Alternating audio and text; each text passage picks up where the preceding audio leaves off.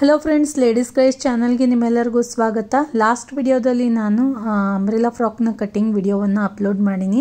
12ರಿಂದ 13 ವರ್ಷದ ಹುಡುಗಿಗೆ ಯಾವ ರೀತಿಯಾಗಿ ನಾವು ಸಿಂಪಲ್ಲಾಗಿ ಅಂಬ್ರೆಲಾ ಫ್ರಾಕನ್ನು ಯಾವ ರೀತಿ ಕಟ್ ಮಾಡಬೇಕು ಅನ್ನೋದನ್ನು ತೋರಿಸ್ಕೊಟ್ಟಿನಿ. ಇವತ್ತಿನ ವಿಡಿಯೋದಲ್ಲಿ ನಾವು ಸ್ಟಿಚಿಂಗ್ ನೋಡೋಣ.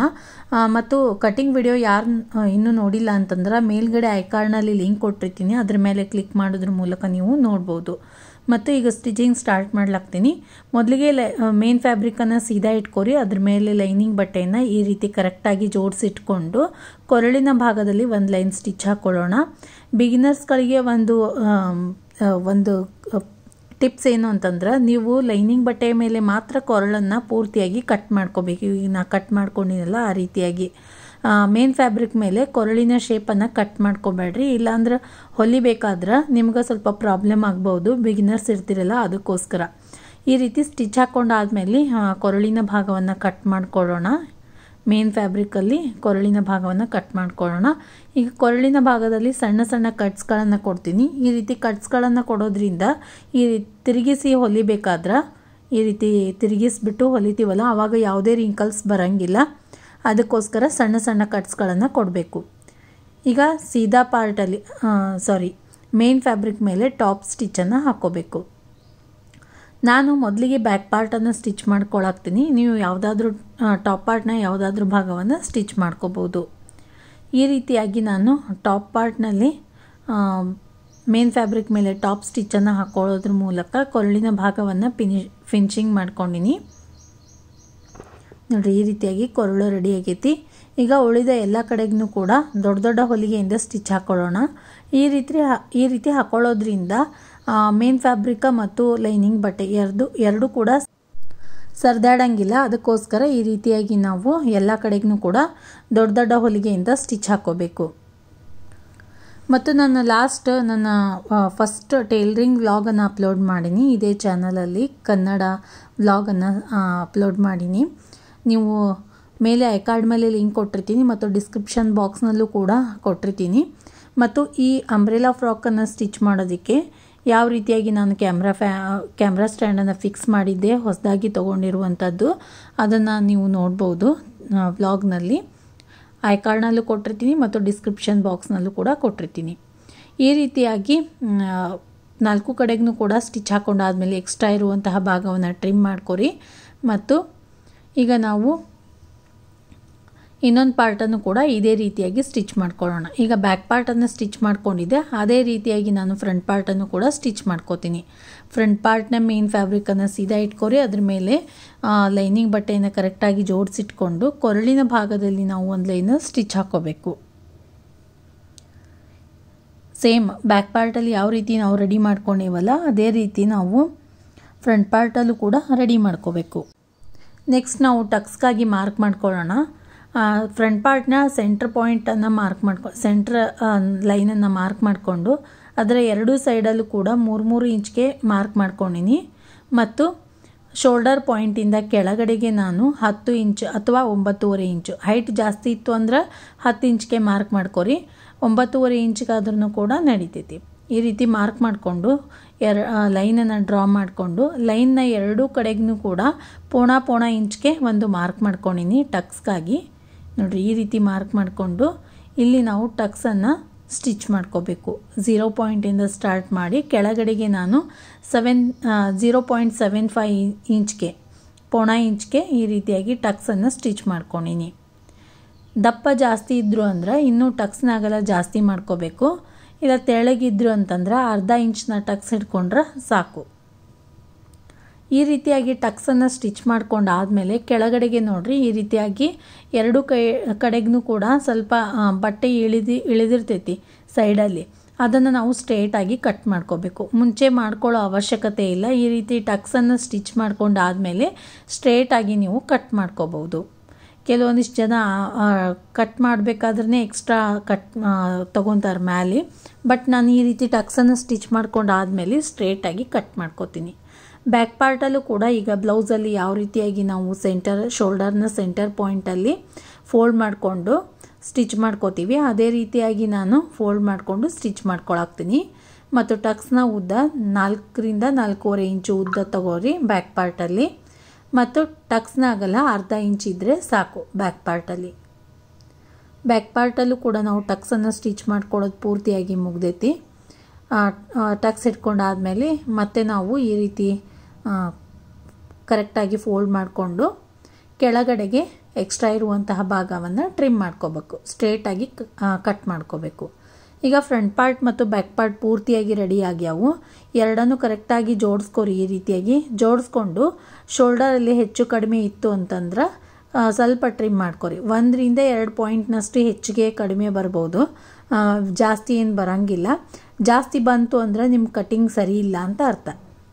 ಈ ರೀತಿ ಜೋಡಿಸ್ಕೊಂಡು ಕಟ್ ಮಾಡ್ಕೊಂಡು ಆದಮೇಲೆ ಶೋಲ್ಡರ್ಸ್ಗಳನ್ನು ಜಾಯಿಂಟ್ ಮಾಡ್ಕೊರಿ. ಫ್ರಂಟ್ ಪಾರ್ಟ್ ಅಥವಾ ಬ್ಯಾಕ್ ಪಾರ್ಟ್ ಒಂದನ್ನು ಸೀದಾ ಇಟ್ಕೊರಿ, ಇನ್ನೊಂದು ಪಾರ್ಟನ್ನು ಉಲ್ಟಾ ಇಟ್ಕೊರಿ. ಒಂದು ಪಾರ್ಟ್ ಸೀದಾ ಇಟ್ಕೊಂಡು ಇನ್ನೊಂದು ಪಾರ್ಟ್ ಉಲ್ಟಾ ಇಟ್ಕೊಂಡು ಶೋಲ್ಡರ್ಸ್ಗಳಲ್ಲಿ ಈ ರೀತಿಯಾಗಿ ಸ್ಟಿಚ್ ಮಾಡ್ಕೋಬೇಕು. ಈ ರೀತಿ ಶೋಲ್ಡರ್ಸ್ಗಳನ್ನು ಜಾಯಿಂಟ್ ಮಾಡ್ಕೊಂಡು ಆದಮೇಲೆ ಟಾಪ್ ಪಾರ್ಟ್ ಪೂರ್ತಿಯಾಗಿ ರೆಡಿ ಆಗೈತಿ. ಈಗ ಇದಾದಮೇಲೆ ನಾವು ನೆಕ್ಸ್ಟ್ ಸ್ಲೀವನ್ನು ರೆಡಿ ಮಾಡ್ಕೋಬೇಕು. ಅದಕ್ಕಿಂತಲೂ ಮುಂಚೆ ಒಂದು ಸರ್ತಿ ಫೈನಲ್ ಆಗಿ ಆರ್ಮೋಲನ್ನು ಮಾರ್ಕ್ ಮಾಡಿಕೊಂಡು ಕಟ್ ಮಾಡ್ಕೊಂಡ್ಬಿಡೋಣ. ಯಾಕಂತಂದ್ರೆ ಶೋಲ್ಡರನ್ನು ಜಾಯಿಂಟ್ ಮಾಡ್ಕೊಂಡಾದ್ಮೇಲೆ ಮತ್ತು ಟಕ್ಸನ್ನು ಸ್ಟಿಚ್ ಮಾಡ್ಕೊಂಡಾದ್ಮೇಲೆ ಶೋಲ್ಡರ್ನ ಅಳತೆಯಲ್ಲಿ ಸ್ವಲ್ಪ ಹೆಚ್ಚು ಕಡಿಮೆ ಆಗಿರ್ತೈತಿ. ಅದಕ್ಕೋಸ್ಕರ ಶೋಲ್ಡರ್ನ ಉದ್ದ 5 ಇಂಚು ಮಾರ್ಕ್ ಮಾಡಿಕೊಂಡು ಬಾಕ್ಸ್ ಮಾಡಿಕೊಂಡು ಬ್ಯಾಕ್ ಪಾರ್ಟಲ್ಲಿ 1.5 ಇಂಚ್ಗೆ ಮತ್ತು ಫ್ರಂಟ್ ಪಾರ್ಟಲ್ಲಿ 1 ಇಂಚ್ಗೆ ರೌಂಡ್ ಶೇಪಾಗಿ ಕಟ್ ಮಾಡ್ಕೋಬೇಕು. ನೋಡಿರಿ, ಇನ್ನೊಂದು ಸೈಡಲ್ಲಿ ತೋರಿಸ್ತೀನಿ. ಎರಡೂ ಶೋಲ್ಡರ್ನ ಅಗಲ ಕೂಡ ಕರೆಕ್ಟಾಗಿ ಇರಬೇಕು ಮತ್ತು ಶೋಲ್ಡರ್ನ ಉದ್ದ 5 ಇಂಚು. ಈ 5 ಇಂಚನ್ನು ಬಾಕ್ಸ್ ಮಾಡಿಕೊಂಡು ಬ್ಯಾಕ್ ಪಾರ್ಟಲ್ಲಿ 1.5 ಇಂಚ್ಗೆ, ಫ್ರಂಟ್ ಪಾರ್ಟಲ್ಲಿ 1 ಇಂಚ್ಗೆ ರೌಂಡ್ ಶೇಪ್ ತಗೋರಿ. ನೋಡಿರಿ, ಈ ರೀತಿಯಾಗಿ ಬ್ಯಾಕ್ ಪಾರ್ಟ ಮತ್ತು ಫ್ರಂಟ್ ಪಾರ್ಟ್ ಎರಡನ್ನು ಜಾಯಿಂಟ್ ಮಾಡ್ಕೊಂಡು ಆದಮೇಲೆ ಆರ್ಮೋಲನ್ನು ಫೈನಲ್ ಆಗಿ ನಾನು ಮಾರ್ಕ್ ಮಾಡಿಕೊಂಡು ಕಟಿಂಗ್ ಮಾಡ್ಕೊಂಡಿನಿ. ಈಗ ನೆಕ್ಸ್ಟ್ ನಾವು ಸ್ಲೀವನ್ನು ರೆಡಿ ಮಾಡ್ಕೊಳ್ಳೋಣ. ಇದು ನಾನು ಮೊದಲೇ ಆ ಕಟಿಂಗ್ ವಿಡಿಯೋದಲ್ಲಿ ತೋರಿಸಿನಿ ಪಫ್ ಸ್ಲೀವ್ಸ್ ರೆಡಿ ಮಾಡಾಕ್ತೀನಿ ಅಂತೇಳಿ. ಬಟ್ ಇಲ್ಲಿ ಯಾವುದೇ ರೀತಿಯಾದ ಲೈನಿಂಗನ್ನು ಬಳಸಿಲ್ಲ, ಹಾಗೆ ಮೇನ್ ಫ್ಯಾಬ್ರಿಕನ್ನು ಡೈರೆಕ್ಟಾಗಿ ಯೂಸ್ ಮಾಡಿಕೊಂಡು ಪಫ್ ಸ್ಲೀವ್ಸ್ ರೆಡಿ ಮಾಡಾಕ್ತೀನಿ. ಈಗ ಪಫ್ ಸ್ಲೀವ್ಸ್ನ ಸೆಂಟರ್ ಪಾಯಿಂಟನ್ನು ಮಾರ್ಕ್ ಮಾಡಿಕೊಂಡು ಕಟಿಂಗ್ ಮಾಡಬೇಕಾದ್ರೆ ನಾನು ಎಲ್ಲಿಂದ ಟಕ್ಸನ್ನು ಪ್ಲೇಟ್ಸನ್ನು ತಗೋಬೇಕು ಅಂತ ನಿಮಗೆ ತೋರಿಸಿದ್ದೆ. ಅಲ್ಲಿಂದನೇ ಪ್ಲೇಟ್ಸನ್ನು ಸ್ಟಾರ್ಟ್ ಮಾಡ್ಕೋಬೇಕು. ಪ್ಲೇಟ್ಸ್ ಸ್ಟಾರ್ಟ್ ಮಾಡಿಕೊಂಡು ಇನ್ನೊಂದು ಸೈಡ್ವರೆಗೂ ನಾವು ಪ್ಲೇಟ್ಸ್ ಮಾಡ್ಕೋತಾ ಹೋಗಬೇಕು. ನೋಡಿರಿ, ಈ ರೀತಿಯಾಗಿ ಪ್ಲೇಟ್ಸ್ ಮಾಡ್ಕೋತಾ ಹೋಗ್ರಿ. ಈಗ ಸ್ಲೀವ್ನ ಮೇಲ್ಗಡೆ ನಾನು ಪಫ್ಸನ್ನು ಮಾಡ್ಕೊಂಡಿನಿ. ಈ ರೀತಿ ಸಣ್ಣ ಸಣ್ಣ ಪ್ಲೇಟ್ಸನ್ನು ಮಾಡ್ಕೊಂಡಿನಿ. ಇದ್ರ ಮೇಲೆ ಮತ್ತೊಂದು ಲೈನ್ ಸ್ಟಿಚ್ ಹಾಕೋತೀನಿ. ಈಗ ಕೆಳಗಡೆಗೆ ನಾವು ಮೇಲೆ ಏನು ಸ್ಟಿಚ್ ಹಾಕ್ಕೊಂಡಿವಲ್ಲ ಅದರ ಅಪೋಸಿಟ್ ಸೈಡಲ್ಲಿ ಈ ರೀತಿ ನಾನು ಸ್ಟಿಚ್ ಹಾಕೊಳಾಕ್ತೀನಿ. ಸೀದಾ ಅಪೋಸಿಟ್ ಸೈಡಲ್ಲಿ ಈ ರೀತಿಯಾಗಿ ನಾವು ಸ್ಟಿಚ್ ಹಾಕೋಬೇಕು. ಮೇಲ್ಗಡೆ ಯಾವ ದಿಕ್ಕಿಗೆ ನಾವು ಪ್ಲೇಟ್ಸನ್ನು ಮಾಡ್ಕೊಂಡಿರ್ತೀವಿ ಕರೆಕ್ಟಾಗಿ ಅದ್ರ ಕೆಳಗಡೆಗೆ ಪ್ಲೇಟ್ಸನ್ನು ತಗೊಂಡು ಅಪೋಸಿಟ್ ಡೈರೆಕ್ಷನಲ್ಲಿ ನಾವು ಪ್ಲೇಟ್ಸನ್ನು ಫೋಲ್ಡ್ ಮಾಡ್ಕೋಬೇಕು. ಈ ರೀತಿ ಅಪೋಸಿಟ್ ಸೈಡಲ್ಲಿ ಪಫ್ಸನ್ನು ಪ್ಲೇಟ್ಸನ್ನು ತಗೊಂಡಾದ್ಮೇಲೆ ಕೆಳಗಡೆಗೆ ಫಿನಿಶಿಂಗೋಸ್ಕರ ನಾನು ಮೇನ್ ಫ್ಯಾಬ್ರಿಕ್ನ 2 ಇಂಚು ಅಗಲ ಇರುವಂತಹ ಪಟ್ಟಿಯನ್ನು ತಗೊಂಡಿನಿ. ಸ್ಲೀವ್ನ ಕೆಳಗಡೆಗೆ ಫಿನಿಶಿಂಗ್ ಮಾಡ್ಕೊಳ್ಳೋದಕ್ಕೆ. ನೀವು ಲೈನಿಂಗ್ ಅಟ್ಯಾಚ್ ಮಾಡ್ತಿದ್ರಿ ಅಂದರೆ ಈ ರೀತಿ ಫಿನಿಶಿಂಗ್ ಮಾಡ್ಕೊಳ್ಳೋ ಅವಶ್ಯಕತೆ ಇಲ್ಲ. ಡೈರೆಕ್ಟಾಗಿ ನೀವು ಲೈನಿಂಗ್ ಬಟ್ಟೆಯ ಸ್ಲೀವನ್ನು ಅಟ್ಯಾಚ್ ಮಾಡಿಕೊಂಡು ಫಿನಿಶಿಂಗ್ ಮಾಡ್ಕೋಬೋದು. ನೋಡಿರಿ, 2 ಇಂಚು ಅಗಲ ಇರುವಂತಹ ಬಟ್ಟೆಯನ್ನು ತೊಗೊಂಡಿನಿ. ಮೇನ್ ಫ್ಯಾಬ್ರಿಕನ್ನು ತೊಗೊಂಡು ಈ ರೀತಿ ಸೀದಾ ಸೈಡ್ ಜಾಯಿಂಟ್ ಮಾಡ್ಕೊಂಡಿನಿ, ಅಥವಾ ಉಲ್ಟಾ ಸೈಡು ಕೂಡ ಜಾಯಿಂಟ್ ಮಾಡ್ಕೋಬೋದು. ಮತ್ತು ಕೆಳಗಡೆಗೆ ಪಟ್ಟಿಯನ್ನು ಸರಿಸ್ಬಿಟ್ಟು ಎಲ್ಲಿ ನಾವು ಸ್ಟಿಚ್ ಹಾಕ್ಕೊಂಡಿದ್ವಲ್ಲ ಅದ್ರ ಮೇಲಿನ ಮತ್ತೊಂದು ಲೈನ್ ಸ್ಟಿಚ್ ಹಾಕ್ಕೋಬೇಕು. ಮತ್ತು ಉಲ್ಟಾ ಸೈಡಲ್ಲಿ ಈ ರೀತಿ ಫೋಲ್ಡ್ ಮಾಡಿಕೊಂಡು ಡಬಲ್ ಫೋಲ್ಡ್ ಮಾಡಿಕೊಂಡು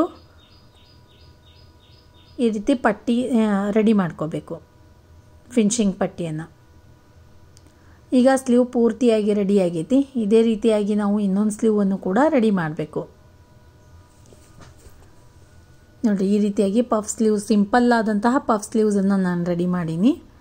ಈಗ ಎರಡನ್ನು ಕೂಡ ಇದೇ ರೀತಿಯಾಗಿ ನಾನು ರೆಡಿ ಮಾಡೀನಿ. 2 ಸ್ಲೀವನ್ನು ಕೂಡ ಅಟ್ಯಾಚ್ ಮಾಡ್ಕೊಳ್ಳೋಣ. ಪಫ್ ಸ್ಲೀವ್ಸಲ್ಲಿ ನಾವು ಫ್ರಂಟ್ ಪಾರ್ಟ್ಗಾಗಿ ಕಟ್ ಮಾಡ್ಕೊಳ್ಳೋ ಅವಶ್ಯಕತೆ ಇಲ್ಲ, ಡೈರೆಕ್ಟಾಗಿ ಅಟ್ಯಾಚ್ ಮಾಡ್ಕೋಬೋದು. ಈಗ ನಾನು ಸ್ಲೀವನ್ನು ಉಲ್ಟಾ ಇಟ್ಕೊಂಡಿನಿ. ಟಾಪ್ ಪಾರ್ಟನ್ನು ಸೀದಾ ಇಟ್ಕೊಂಡು ಶೋಲ್ಡರ್ ಪಾಯಿಂಟಿಂದ ಸ್ಟಾರ್ಟ್ ಮಾಡಬೇಕು. ಶೋಲ್ಡರ್ ಪಾಯಿಂಟ್ ಮೇಲೆ ಪಫ್ ಸ್ಲೀವ್ಸ್ನ ಸೆಂಟರ್ ಪಾಯಿಂಟನ್ನು ಕರೆಕ್ಟಾಗಿ ಜೋಡಿಸಿಟ್ಕೊಂಡು ಎರಡೂ ಕಡೆಗೂ ಕೂಡ ನಾವು ಹೊಲಿಗೆಯನ್ನು ಹಾಕೋಬೇಕು.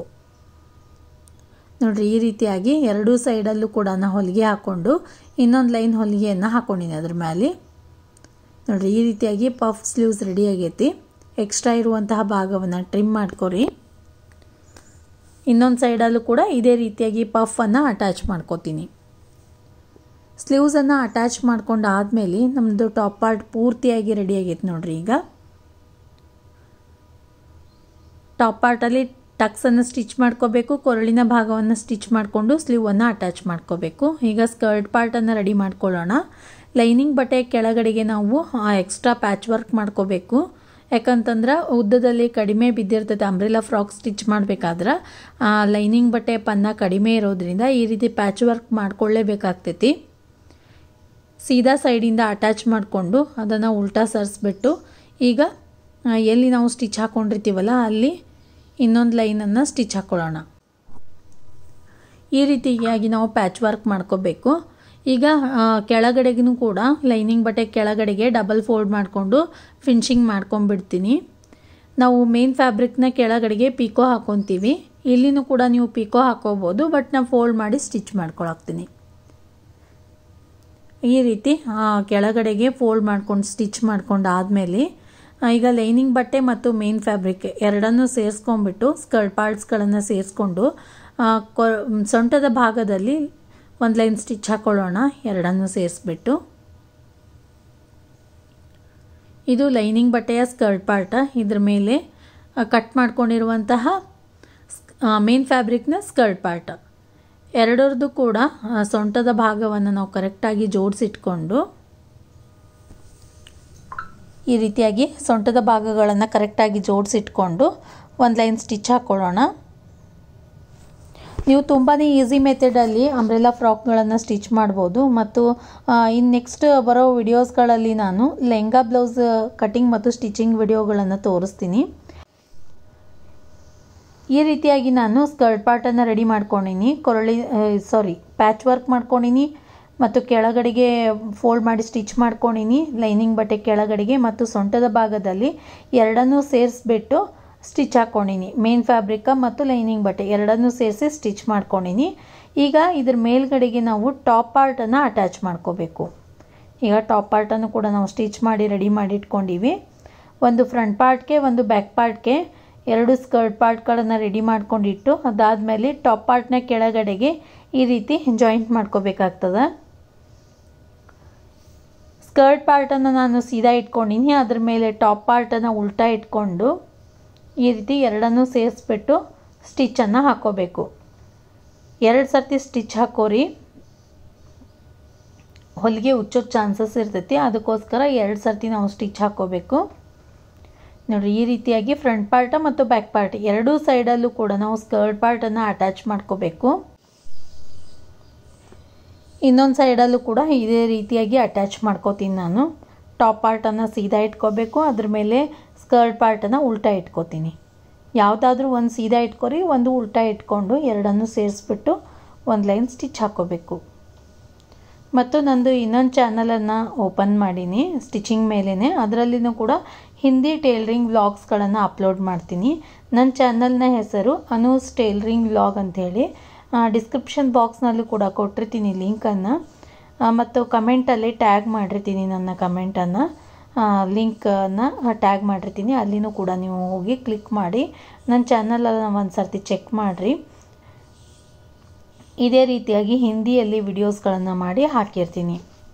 ಆ ವಿಡಿಯೋಸ್ಗಳು ಕೂಡ ನಿಮಗೆ ಇಷ್ಟ ಆಗಿದ್ದು ಅಂದ್ರೆ ಲೈಕ್ ಮಾಡಿರಿ, ನಿಮ್ಮ ಫ್ರೆಂಡ್ಸ್ ಮತ್ತು ಫ್ಯಾಮಿಲಿ ಜೊತೆ ಶೇರ್ ಮಾಡ್ಕೊರಿ. ನೋಡಿರಿ, ಈಗ ನಾವು ಎರಡು ಸೈಡ್ಸ್ಗಳನ್ನು ಜೋಡಿಸ್ಕೋಬೇಕು. ಫೈನಲ್ ಆಗಿ ಸ್ಕರ್ಟ್ ಪಾರ್ಟ್ಸ್ಗಳನ್ನು ಜಾಯಿಂಟ್ ಮಾಡ್ಕೊಂಡಾದ್ಮೇಲೆ ಎರಡು ಸೈಡ್ಸ್ಗಳನ್ನು ಕರೆಕ್ಟಾಗಿ ಜೋಡಿಸಿಟ್ಕೊಂಡು ಸ್ಲೀವಿಂದ ಸ್ಟಾರ್ಟ್ ಮಾಡ್ತಾ ಕೆಳಗಡೆಗೆ ಸ್ಕರ್ಟ್ ಪಾರ್ಟ್ನ ಕೊನೆಯವರೆಗೂ ನಾವು ಸ್ಟಿಚ್ ಮಾಡ್ಕೋತಾ ಹೋಗಬೇಕು. ಇದು ಲಾಸ್ಟ್ ಸ್ಟಿಚ್, ಮಾರ್ಜಿನ್ ಸ್ಟಿಚ್ ಹಾಕೊಳಾಗ್ತೀನಿ. ಇದೇ ರೀತಿಯಾಗಿ ನೀವು ನಿಮ್ಮ ಮೆಜರ್ಮೆಂಟ್ನ ಪ್ರಕಾರ ಫಿಟ್ಟಿಂಗ್ ಲೈನನ್ನು ಚಾಕಿಂದ ಮಾರ್ಕ್ ಮಾಡಿಕೊಂಡು ನೀವು ಅಲ್ಲಿಗೆ ಫಿಟ್ಟಿಂಗ್ ಲೈನನ್ನು ಸ್ಟಿಚ್ ಮಾಡ್ಕೊರಿ. ಕೆಳಗಡೆಗೆ ಸ್ಕರ್ಟ್ ಪಾರ್ಟಲ್ಲಿ ಯಾವುದೇ ರೀತಿಯಾದಂತಹ ಸ್ಟಿಚ್ ಹಾಕೊಳ್ಳೋ ಅವಶ್ಯಕತೆ ಇಲ್ಲ. ಫಿಟ್ಟಿಂಗ್ ಸ್ಟಿಚ್ ಮೇಲ್ಗಡೆ ಮಾತ್ರ, ಆ ಟಾಪ್ ಪಾರ್ಟಲ್ಲಿ ಮಾತ್ರ ನಮ್ಮದು ಫಿಟ್ಟಿಂಗ್ ಸ್ಟಿಚ್ ಬರ್ತೈತಿ. ಇದು ಫ್ರೀ ಸೈಜ್ ಇರ್ತೈತಿ, ಸ್ಕರ್ಟ್ ಪಾರ್ಟ್ ಫ್ರೀ ಆಗಿ ಇರ್ತೈತಿ. ಈಗ ನಾವು ದಂಡಿಗೆ ಏನು ಸ್ಟಿಚ್ ಮಾಡ್ಕೋತೀವಲ್ಲ ಕೊನೆಗೆ ಅದಿಷ್ಟೇ ಸ್ಕರ್ಟ್ ಪಾರ್ಟಲ್ಲಿ. ಬಟ್ ಟಾಪ್ ಪಾರ್ಟಲ್ಲಿ ನಾವು ನಮ್ಮ ಫಿಟ್ಟಿಂಗ್ ಲೈನನ್ನು ಮಾರ್ಕ್ ಮಾಡಿಕೊಂಡು ಸ್ಟಿಚ್ ಮಾಡ್ಕೋಬೇಕು.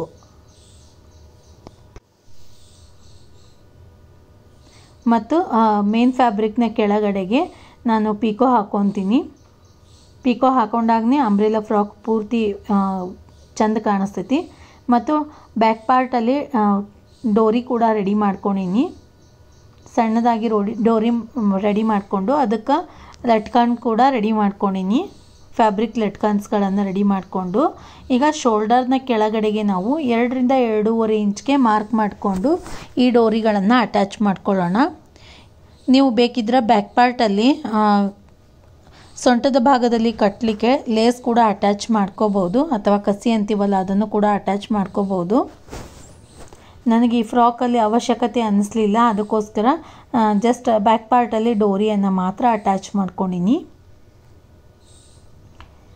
ಈಗ ಅಂಬ್ರೆಲಾ ಫ್ರಾಕ್ ಪೂರ್ತಿಯಾಗಿ ರೆಡಿ ಆಗೈತಿ. ಈ ವಿಡಿಯೋ ನಿಮಗೆಲ್ಲ ಇಷ್ಟ ಆಗ್ತೈತಿ ಅಂದ್ಕೊಂಡಿನಿ. ಇಷ್ಟ ಆಗಿದ್ರೆ ಲೈಕ್ ಮಾಡಿರಿ, ನಿಮ್ಮ ಫ್ರೆಂಡ್ಸ್ ಮತ್ತು ಫ್ಯಾಮಿಲಿ ಜೊತೆ ಶೇರ್ ಮಾಡ್ಕೊರಿ. ಹಾಗೆ ನಮ್ಮ ಚಾನಲ್ಗೆ ಸಬ್ಸ್ಕ್ರೈಬ್ ಮಾಡ್ಕೊಂಡು ನೋಡಿರಿ. 12 ರಿಂದ 13 ವರ್ಷದ ಹುಡುಗಿಗೆ ಸ್ಟಿಚ್ ಮಾಡಿರುವಂತಹ ಅಂಬ್ರೆಲಾ ಫ್ರಾಕ್ನ ಕಟ್ಟಿಂಗ್ ವಿಡಿಯೋವನ್ನು ಕೂಡ ಆಲ್ರೆಡಿ ಅಪ್ಲೋಡ್ ಮಾಡೀನಿ. ಇದು ಸ್ಟಿಚಿಂಗ್ ವಿಡಿಯೋ. ಬೇಕಿದ್ರೆ ಚಾನಲಲ್ಲಿ ಹೋಗಿ ನೀವು ಚೆಕ್ ಮಾಡ್ಕೋಬೋದು. ಕಟ್ಟಿಂಗ್ ವಿಡಿಯೋವನ್ನು ಪಾರ್ಟ್ 1 ಅಂತ ಹೇಳಿ ಹಾಕಿರ್ತೀನಿ, ಇದು ಪಾರ್ಟ್ 2.